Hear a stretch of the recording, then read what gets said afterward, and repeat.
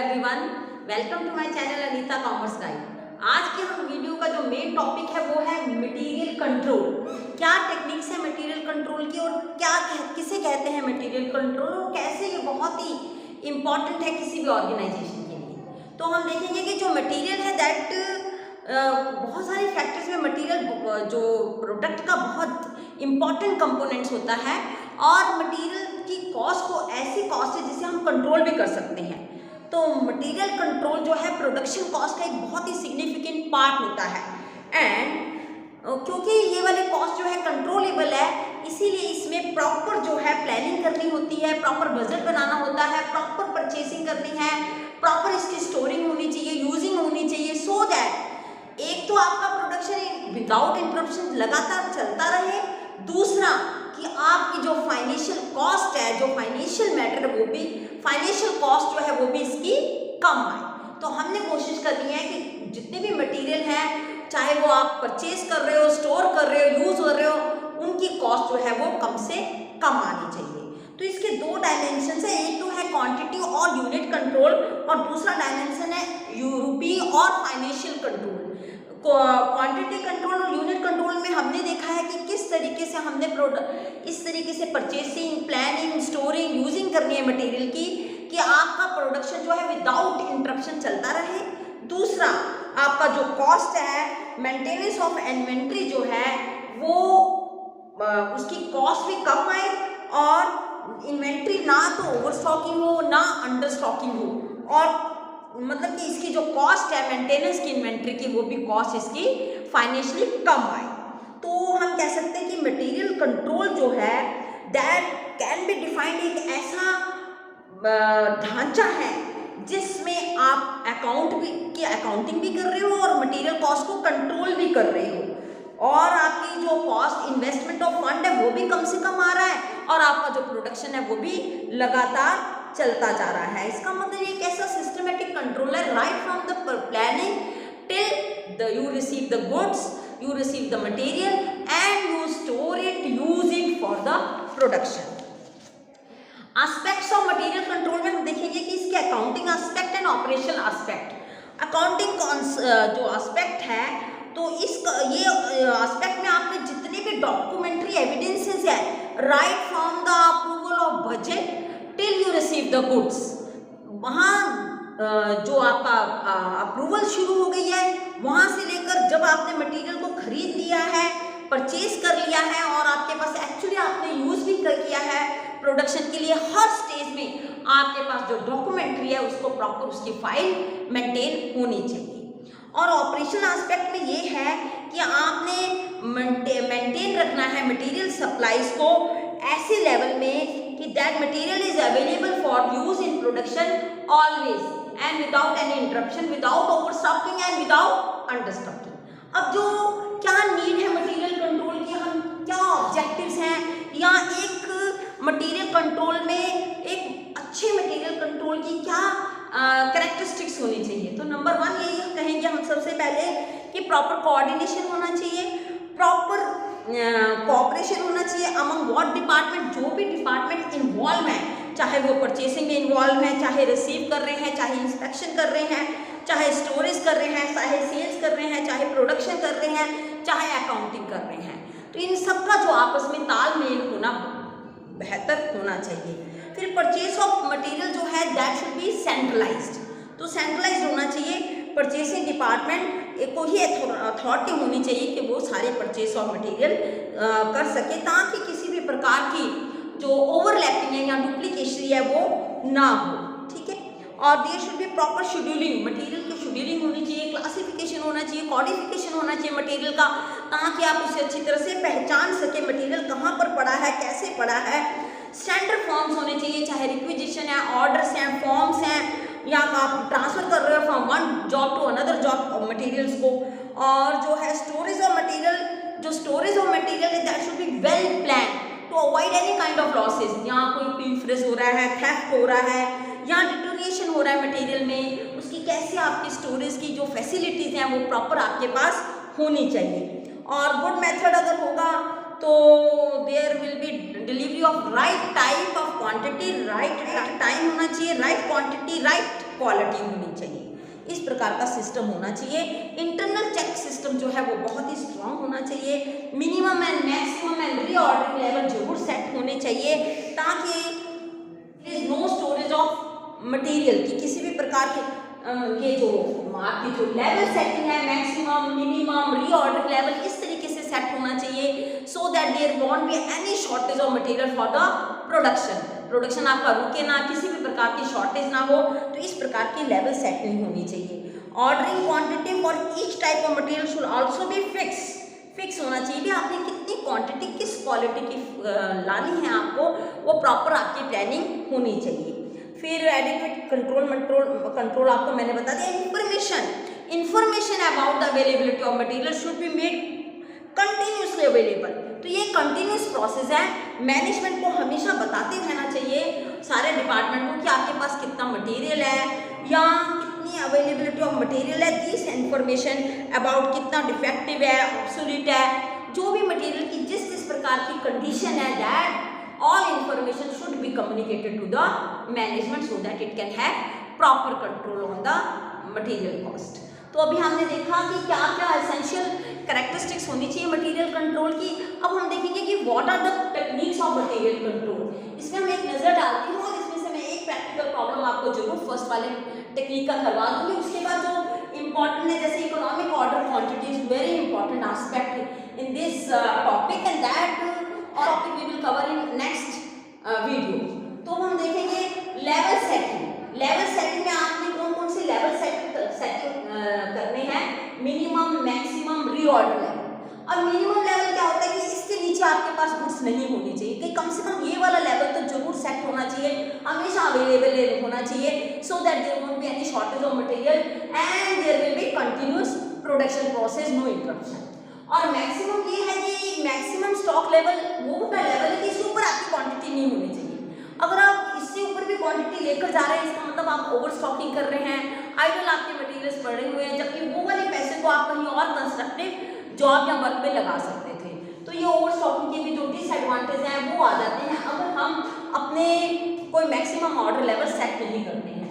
Reorder level वो level है जब आपने इन दोनों के बीच में एक ऐसा लेवल सेट करना है मिनिमम एंड मैक्सिमम के बीच में जब आपने गुड्स खरीदनी है और आपको ये रीऑर्डर लेवल जो है फॉर फ्रेश रिप्लेनिशमेंट के लिए या आपने और जब गुड्स खरीदनी है उसके लिए reorder level it is that point eight which if stock of a particular material in store approaches the store keeper should initiate the purchase requisition for fresh supply of that material. ये वो level है जिसमें store keeper को सारे purchase department से fresh requisition ले लेनी चाहिए ताकि वो आगे गुड्स खरीदने के लिए ऑर्डर कर सके। और जो भी मैंने आपको बताया तो ये सारे लेवल है जो कि हमें जरूर सेट करने चाहिए। इसके बाद आपकी इकोनॉमिक ऑर्डर क्वांटिटी, वो क्वांटिटी है जिसमें आपकी कैरिंग कॉस्ट या स्टोरेज कॉस्ट कह सकते हैं या ऑर्डरिंग कॉस्ट सबसे कम आए, उस क्वांटिटी को आपने सेट करना है इकोनॉमिक ऑर्डर क्वांटिटी में। Just in time inventory system वो सिस्टम है जिसमें आप तभी जो बहुत वैल्यूएबल गुड्स है, फॉर एग्जांपल डायमंड का डिजाइनिंग का पैटर्न है, तो उस केस में आपने उसी वक्त ऑर्डर करना है जब आपको जो प्रोडक्शन का ऑर्डर मिलता है तभी आपने मटेरियल के लिए ऑर्डर करना है। एबीसी एनालिसिस में हम ए, बी और सी इस प्रकार से 3 कैटेगरी में बांट देते हैं। ए में जो बहुत वैल्यूएबल गुड्स है वो रखते हैं, बी में जो मीडियम लेवल की गुड्स हैं जिनकी वैल्यू भी मीडियम है, मॉडरेट है, उसे रखते हैं, और सी कैटेगरी में वो गुड्स आती हैं जो कि बहुत ही लोअर कॉस्ट होती है लेकिन उनकी क्वांटिटी बहुत ज़्यादा होती है। इसका अगर हम एग्जांपल लें ए का तो इसमें डायमंड आ जाते हैं, बी में आपके सारे मटेरियल ले लेते हैं हम, और सी में वो जो है आप जैसे लकड़ी का बुरादा देख लीजिए, बहुत ज़्यादा होता है लेकिन उसकी इतनी ज़्यादा केयर करने की ज़रूरत नहीं होती। अब ए बी सी कैटेगरी में हम इसलिए बांटते हैं ताकि हम इसके ऊपर जो प्रॉपर कंट्रोल या केयर कर सकें।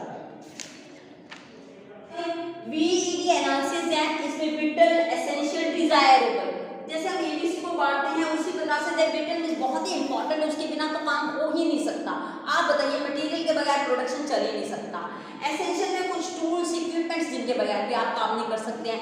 डिजायरेबल में अगर एनवायरनमेंट के लिए कोई सूदिंग करने के लिए अगर समझ लीजिए आपने कोल्ड स्टोरेज रखा है तो ये डिजायरेबल में आ जाता है।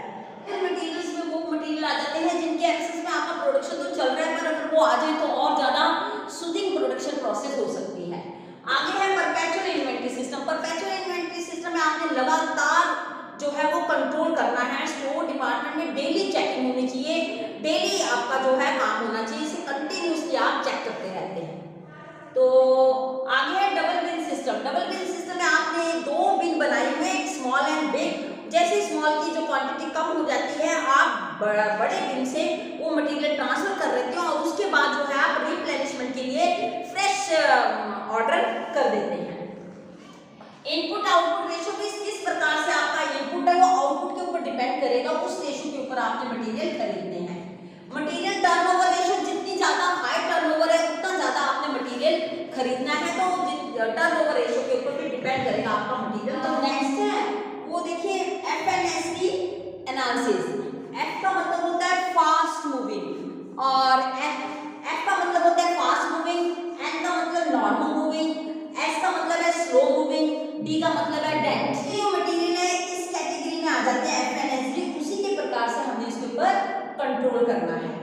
मटेरियल कॉस्ट रिपोर्ट एक ऐसी रिपोर्ट है जो परचेज डिपार्टमेंट है, प्रोडक्शन डिपार्टमेंट है, स्टोर डिपार्टमेंट है, वो तैयार करके क्या मटेरियल की पोजीशन है, कितना स्टॉक है आपके पास, उनकी क्या क्वांटिटी है, क्या क्वालिटी है, कौन से लेवल्स हैं, सारी रिपोर्ट बनाकर मैनेजमेंट को सेंड करनी होती है ताकि मैनेजमेंट को पूरी इंफॉर्मेशन मिलती रहे और उसके बाद जो है मैनेजमेंट कंट्रोल भी कर सके, so that to minimize the material cost. Proper design जो है मटेरियल कॉस्ट रिपोर्ट का बहुत ही एसेंशियल है, जिसमें design should be according to the individual requirement of the organisation. और जो है जैसे अगर आपने एक आपको एग्जांपल दे देती हूँ रिपोर्ट का, जैसे आपने सबसे पहले लिखना है टाइटल ऑफ रिपोर्ट, उसमें आ जाएगा material usage and wastage report. उसके बाद उसकी फ्रीक्वेंसी क्या है, क्या आप वीकली दे रहे हैं, मंथली दे रहे हैं, किस तरीके से दे रहे हैं, भेजनी किसको है, वर्क मैनेजर को भेजनी है। कंटेंट क्या होना चाहिए कि कितने क्वांटिटी ऑफ मटेरियल आपने यूज किए हैं, अगेंस्ट स्टैंडर्ड क्वांटिटी स्पेसिफाई। और क्या पर्पस है, नेचुरली इस रिपोर्ट का यही पर्पस रहेगा कि कैसे आपने मटेरियल्स के ऊपर कंट्रोल करना है, ओवर स्टॉकिंग अंडर स्टॉकिंग को बचाना है और कॉस्ट को मिनिमाइज करना है। तो ये सारे टेक्निक्स हैं, जिसमें से जो पहला टेक्निक है लेवल सेटिंग, उसको हमने डिटेल में देखेंगे, उसकी प्रैक्टिकल प्रॉब्लम भी सॉल्व करेंगे और आने वाली वीडियोस में हम करेंगे इकोनॉमिक ऑर्डर क्वांटिटी के प्रैक्टिकल प्रॉब्लम। बाकी सारा थ्योरेटिकल कंसेप्ट है जिसको आप थ्योरी पढ़कर भी आपको समझ में इजीली आ सकता है। तो हम एक सवाल जो मैंने आपके आगे डिस्प्ले किया है उसे सॉल्व करते हैं। देखिए एक प्रोडक्ट दिया है G और इसका जो मैन्युफैक्चर है आउट ऑफ 3 मटेरियल MNQ, इसमें से ये मटेरियल ये प्रोडक्ट तैयार हो रहा है और इसकी जो क्वांटिटी चाहिए G प्रोडक्ट की वो है 10 kg है, 8 kg है, 6 kg है MNQ की। और रीऑर्डर लेवल भी आपको दिया हुआ है MN का, आप देख सकते हैं 15,000 kg, 10,000 kg और जो मिनिमम लेवल है वो आपको Q का दिया हुआ है 2500 kg। तो ये प्रोडक्ट बनाने में आपकी ये क्वांटिटी लग रही है और वीकली प्रोडक्शन आपको G का दिया हुआ है जो कि 300 to 500 यूनिट्स हो सकता है और जो वीकली एवरेज प्रोडक्शन है वो 400 यूनिट्स है। और आपने कंप्यूट करनी है minimum stock level of M, maximum stock level of N and the reorder level of Q। और आपको एडिशनल इंफॉर्मेशन में रीऑर्डर क्वांटिटी भी तीनों मटेरियल की दी हुई है, MNQ की, और डिलीवरी भी दी हुई है, आपको वीक्स में बताया हुआ है, मिनिमम, एवरेज एंड मैक्सिमम। अब ये फॉर्मूला की सहायता से हम ये वाली प्रैक्टिकल प्रॉब्लम को सॉल्व करेंगे। तो आप देखिए मिनिमम स्टॉक लेवल में reorder level minus average consumption multiply by average delivery period. तो हम इसे करते हैं सॉल्व। सबसे पहले जो आपको पूछा गया है वो पूछा गया है maximum stock level of M product. ये M प्रोडक्ट का फॉर्मूला है जिसमें आपको रीऑर्डर लेवल आप प्रैक्टिकल प्रॉब्लम में देखिए दिया हुआ है 15,000 kg, ये आपको दिया हुआ है। उसके बाद आपको जो दिया हुआ है एवरेज कंजम्पशन, एवरेज कंजम्पशन आप देखेंगे आपकी प्रैक्टिकल प्रॉब्लम में जरूर आपको नजर आएगा। वैसे भी मिनिमम है 500 मैक्सिमम है, दोनों को ऐड करिए, डिवाइडेड बाय 2 कीजिए, आपका 400 आ जाएगा यूनिट्स जो आप जी की बना रही हैं। तो ये आपका दिया हुआ है 400 मैक्सिमम यूनिट्स। और आपकी जो पर यूनिट के लिए जो आपको चाहिए होता है वो है 10 kg पर यूनिट। अगर आप एक यूनिट बनाते हैं तो आपको 10 kg चाहिए, तो 400 यूनिट्स को मल्टीप्लाई करेंगे 10 से तो आपका 400 यूनिट्स के लिए टोटल कंजम्पशन आ जाएगा। अब टोटल एवरेज कंजम्पशन आ जाएगा। अब हम इसको आपको डिलीवरी पीरियड दिया हुआ है, आप एम वाले कॉलम में देखिए, एवरेज के सामने 3 नजर आएगा आपको, तो इसको हम मल्टीप्लाई करेंगे 3 वीक्स के साथ। तो बहुत इजी हो गया, 15,000 kg है, माइनस करेंगे 400 मल्टीप्लाई बाय 10 करेंगे 4,000 मल्टीप्लाई बाय 2 करेंगे 12,000 आपका आ जाएगा। तो देखिए 12,000 kg आपका आ जाएगा। अब हम इसे यही केजीज में आ रहा है आंसर, और 15,000 से 12,000 माइनस करेंगे आपका आ जाएगा 300 kg। तो ये आपका आंसर आ गया पहले का, that is minimum, that is maximum stock level of M. तो ये फॉर्मूला जो हुआ है जस्ट उसकी सहायता से आपको ये प्रॉब्लम सॉल्व कर लेनी है। आगे है मैक्सिमम स्टॉक लेवल, आपको निकालना है एन का, यहाँ पर निकालना है आपने एन का। तो आप देखिए प्रॉब्लम में रीऑर्डर लेवल आपको दिया हुआ है 10,000 kg, आपके सामने मैंने डिस्प्ले किया, आप देखते जाइए, प्लस उसकी रीऑर्डर क्वांटिटी आपको दी हुई है 15,000 kg। उसके बाद देखेंगे हम मिनिमम कंजम्पशन आपको 300 यूनिट्स दिया हुआ है जी प्रोडक्ट का, और मल्टीप्लाई करेंगे मिनिमम रीऑर्डर पीरियड के साथ। पहले तो हम देखेंगे कि आपको कितनी क्वांटिटी चाहिए, 300 यूनिट्स है इसमें, जो मिनिमम क्वांटिटी है वो कितनी है 300 यूनिट्स है, और एक क्वांटिटी के लिए कितनी केजी आपको चाहिए, कितना चाहिए आपको 8 kg चाहिए पर यूनिट के लिए। तो हम मल्टीप्लाई करेंगे इससे भला 300 यूनिट्स के साथ, मल्टीप्लाई करेंगे मिनिमम रीऑर्डर पीरियड के साथ। जो मिनिमम रीऑर्डर पीरियड है वो आपको दिया हुआ है 4 आपको इससे मल्टीप्लाई करना है, 4 वीक्स दिए हुए हैं आपको। अब इसे हम जब सॉल्व करेंगे सारे के सारे को, आपने देखे 10,000 25 हो गया, 25,000 यहाँ लिख देंगे, 25,000 आ गया आपका, और उसके बाद 300 मल्टीप्लाई बाय 8 2400 हो गया, 2400 को 400 से मल्टीप्लाई करेंगे, यहाँ पर माइनस करेंगे 2400 मल्टीप्लाई बाय 400, ये जो आपका आ जाएगा 0 0 0 4 4 16 4 2 8 96। तो ये आपका आ जाता है 9600 kg। यहाँ पर 4 वीक है आपका, सॉरी यहाँ पर 300 मल्टीप्लाई बाय 8 करेंगे 400 आ जाएगा, और 4 वीक्स के साथ मल्टीप्लाई करेंगे 2400 मल्टीप्लाई बाय 4 करेंगे 9600 kg आ जाएगा। अब इसको आपस में माइनस कीजिए, जो आंसर आया वो लिख दीजिए 2 10 minus 6 4 and then 14 10 minus 6 4 then 14 minus 9 5 and then 1 15,400 kg आपका आंसर आ गया है maximum stock level of N का। आगे हम पता करेंगे रीऑर्डर लेवल ऑफ क्यू। तो क्यू का फॉर्मूला दिया हुआ है maximum reorder period multiply by maximum consumption. अब आप मैक्सिमम रीऑर्डर लेवल देखिए यहाँ पर कितना दिया हुआ है। सबसे पहले आप 5 वीक्स लिख दीजिए, जो आपको रीऑर्डर पीरियड मैक्सिमम दिया हुआ है। कितने यूनिट थी आपकी मैक्सिमम 500 यूनिट्स थी। प्रोडक्ट की जो यूनिट्स हैं आपने जी प्रोडक्ट जो आपको दिया हुआ है उसकी जो यूनिट्स है वो 500 है, तो मल्टीप्लाई करिए 3 that is maximum reorder period. अब आगे हम मल्टीप्लाई करेंगे मैक्सिमम कंजम्पशन के साथ।